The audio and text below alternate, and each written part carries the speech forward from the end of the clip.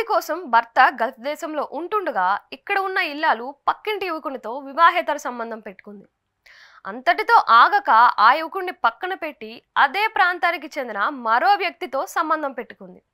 దీంతో తనను పట్టించుకోవడం మానేసింది అన్న కోపంతో ఇంట్లో కాపు కాసి కత్తితో విచక్షణారహితంగా నరికి చంపాడు మొదటి లవరు.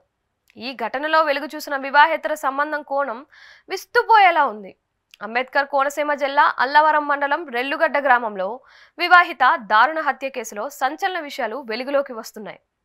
వివాహేతర సంబంధమే కారణంగా ప్రాథమిక దర్యాప్తులో తేల్చారు పోలీసులు. రెల్లుగడ్డ ప్రాంతానికి చెందిన బంతు మణికుమారి భర్త కొంతకాలంగా గల్ఫ్లో ఉంటున్నారు.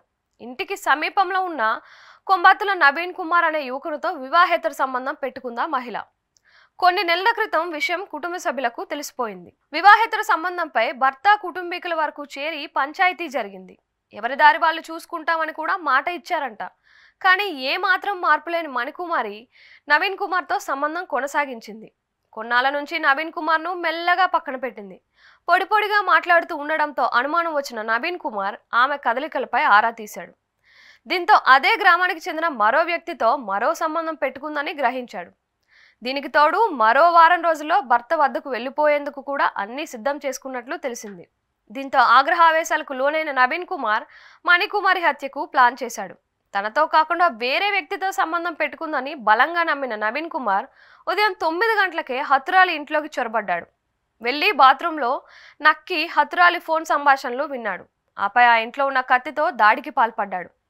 అప్పటికి మణికుమారి కిచెన్లో వంట చేస్తూ ఫోన్ మాట్లాడుతుండగా వెనక నుంచి వచ్చి కత్తితో దాడి చేశాడు. ఈ దెబ్బలకు మణికుమారి అక్కడికక్కడే మృతి చెందింది. అక్కడ జరిగిన పెనుగులాట తెలుసుకున్న తోడికోడలు కుమారుడు వచ్చి చూడగా మణికుమారి రక్తపు మడుగుల్లో పడి ఉంది. భయంతో వారంతా కేకలు పెట్టారు. చుట్టుపక్కల వారు వచ్చి పోలీసులకు ఫోన్ చేశారు. హత్యకు పాల్పడ్డ నిందితుడు నవీన్ కుమార్ పరారీలోనే ఉన్నాడు. ఈ ఘటనపై కేసు నమోదు చేసి దర్యాప్తు చేస్తున్నట్లు ఎస్ఐ హరీష్ కుమార్ తెలిపారు.